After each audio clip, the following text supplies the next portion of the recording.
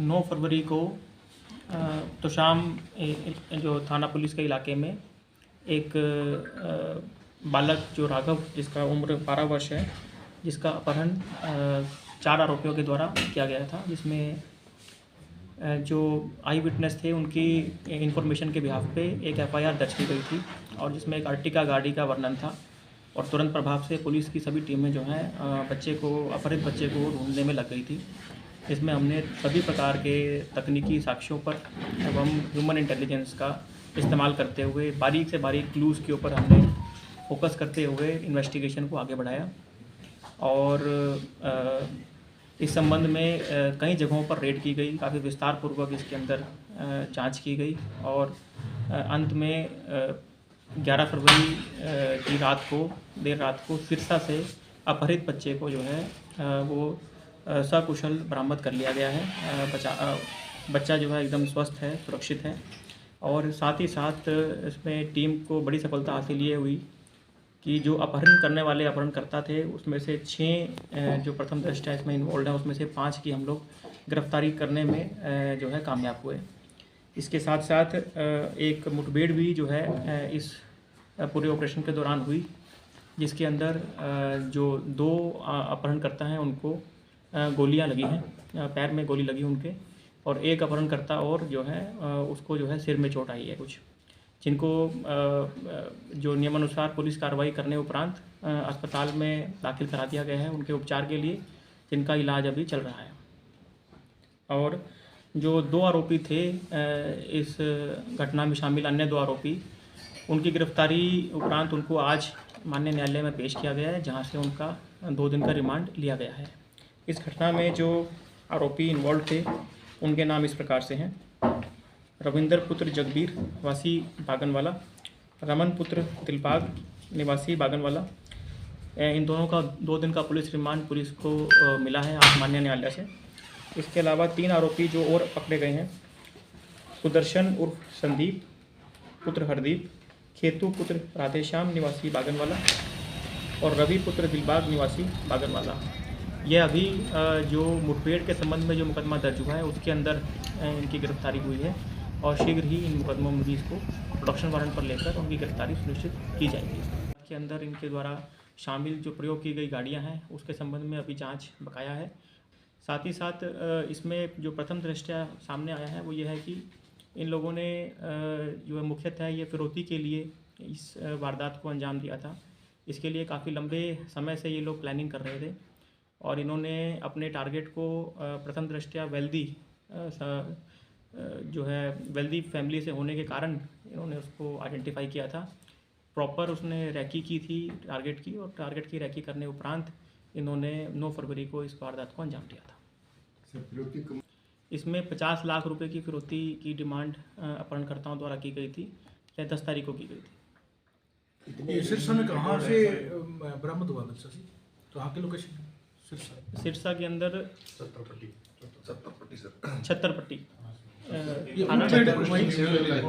Police station civil line. हाँ, सिरसा में ही मुठभेड़ हुई है, जब जो सिविल लाइन के अधिकार क्षेत्र में जो है वो मुठभेड़ हुई है।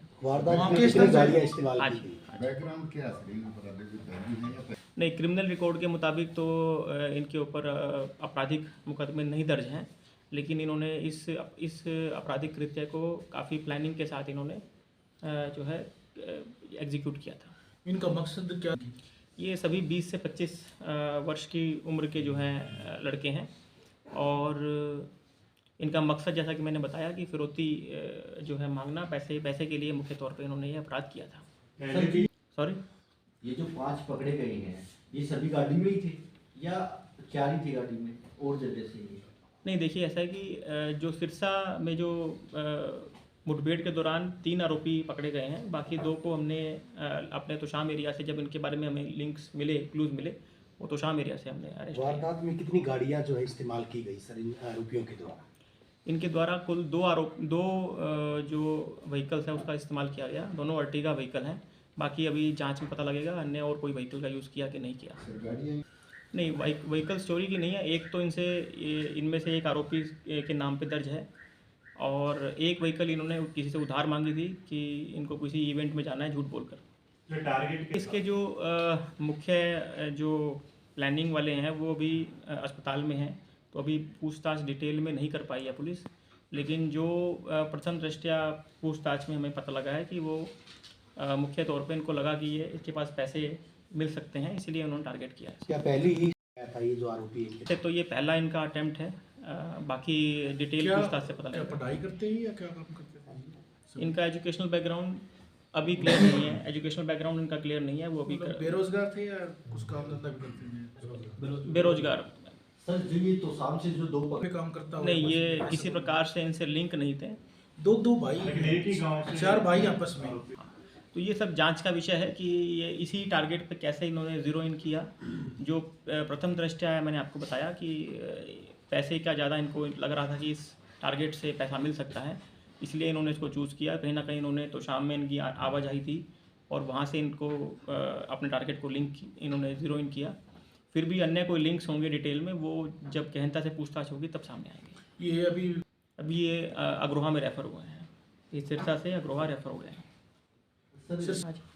सिरसा में पुलिस पे जो इन्होंने अटैक किया उसके संबंध में एक मुकदमा दर्ज किया गया है।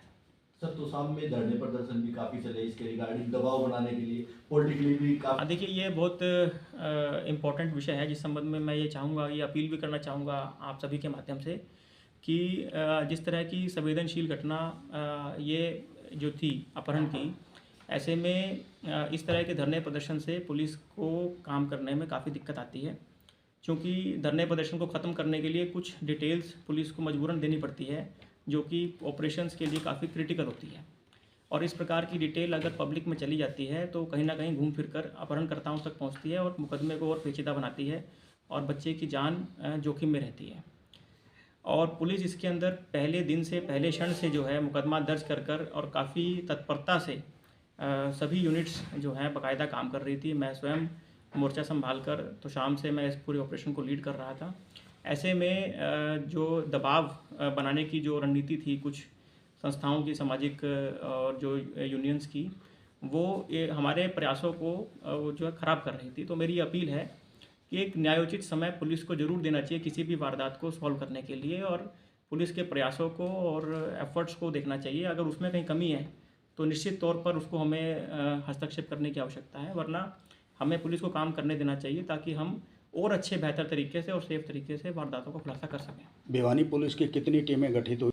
देखिए, भिवानी पुलिस की हमारी सभी CIA टीम्स लगी हुई थी और SHO की कुल मिला के करीब 10 के अधिक टीम जो है हमारी इसके अंदर अलग अलग कामों में लगी हुई थी। क्लू कैसे आज का हमारा इम्पोर्टेंट पॉइंट है जिसको हम चाहेंगे कि हम डिस्क्लोज़ ना करें, पर यह है कि इसमें हमने हर तरीके के क्लूज़ को हमने जो है बड़ी बारीकी से जांच करते हुए, जैसे मैं बता रहा हूँ आपको, 10 टीमें काम कर रही थी, तो हर टीम के इनपुट्स बार बार लिए जा रहे थे, उनको कोलैबोरेट किया जा रहा था, उसके बाद आगे की रणनीति तैयार की जाएगी। वारदात तो सब में पकड़े हैं सर, इनकी ये वहाँ लगातार जी बिल्कुल, जी बिल्कुल, यहाँ क्या चल रहा है? जी बिल्कुल, यही बात है। इसीलिए मैं, जैसे मैंने पहले कहा, चूँकि हमेशा अपहरणकर्ता अगर लोकल होगा तो वो अपने पीछे कुछ लोगों को छोड़ता है रैकी करने के लिए, और कुछ इसी तरह की भूमिका ये लोग भी निभा रहे थे, जो कि यहाँ की जो अपडेट्स थी वो कहीं ना कहीं अपहरणकर्ताओं तक पहुँचा रहे थे। सो ऐसे में जो प्रोटेस्ट होते हैं, उस प्रोटेस्ट के कारण पुलिस की बहुत सारी महत्वपूर्ण जानकारियाँ लीक हो जाती हैं। मेरी अपील है कि इस तरह के प्रोटेस्ट न्यायोचित अगर समय देने के उपरांत किए जाएं तो बेहतर रहेगा। इससे सॉल्व करने में ओवरऑल सामाजिक तौर पर भी और प्रशासनिक तौर पर भी पुलिस को ज़्यादा अधिक उनका मनोबल के साथ काम कर सकेंगे। मास्टरमाइंड, देखिए, जैसा कि मैंने बताया कि आज हमारे पास 2 आरोपियों का 2 दिन का रिमांड है, और अभी मास्टरमाइंड के बारे में क्या पाना मुश्किल है, क्योंकि जो बाकी 3 आरोपी हैं उनकी भी हमने अभी पूछताछ नहीं कर पाए। हम सभी से पूछताछ करने के बाद, कोऑपरेट करने के बाद ही हमें पता लग पाएगा कि किसका इसमें मेजर आइडिया था, किसने इसको टारगेट को आइडेंटिफाई किया था और कैसे इन्होंने पूरे इस वारदात को अंजाम दिया था। बरामद की क्या हुई है सर इनसे? कोई फ़ोन वगैरह या कोई वेपन वगैरह? देखिए, अभी 2 मुकदमे अलग अलग चल रहे हैं। एक तो सिरसा वाला मुकदमा है, उसमें तो जो वेपन्स एक्सेट्रा हैं वो बरामद वहाँ पर हुए हैं, और अभी हमारे इसके अंदर अभी बरामदगी हमारी रिमांड के दौरान जो है, हम इसके अंदर जो भी लिंकिंग एविडेंस है उसके बारे में जो बरामदगी है वो करेंगे।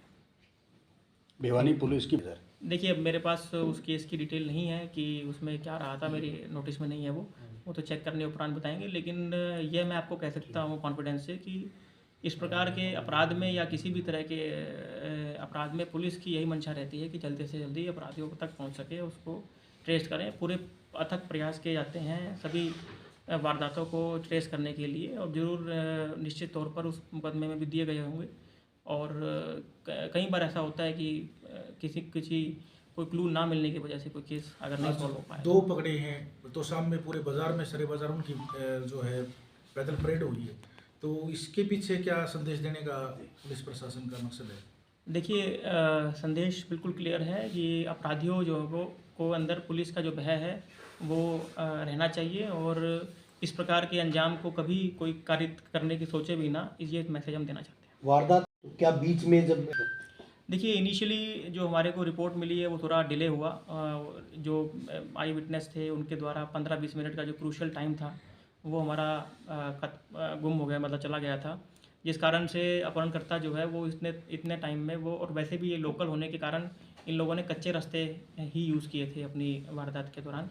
सो नाकाबंदी भी जो होती है मुख्य रास्तों पर जो है वो की जाती है अक्सर, पर फिर भी अगर टाइमली इन्फॉर्मेशन मिलती तो और बेहतर कार्रवाई होती। ये आउट ऑफ स्टेट भी गई हमें घूमते रहे? नहीं, ये आउट ऑफ स्टेट भी गए थे। ये राजस्थान तक इन्होंने कोशिश करी छुपने की, लेकिन अल्टीमेटली हमने जो है इसमें सफलता हासिल करी। बच्चे को भी कोई नुकसान पहुंचा है सर? नहीं, बच्चा एकदम सुरक्षित है और अपने परिवार के साथ है। सर मुठभेड़ में किसी कर्मचारी को तो कोई चोट नहीं आई सर अब? नहीं जी, हमारे कर्मचारियों को कोई गाड़ी, हाँ, गाड़ी का जो है टकराव हुआ था, लेकिन कर्मचारी हमारे सुरक्षित हैं। फिलहाल टोटल कितने लोग? 5 आरोपी दोनों मुकदमों को मिला के गिरफ्तारियाँ हुई।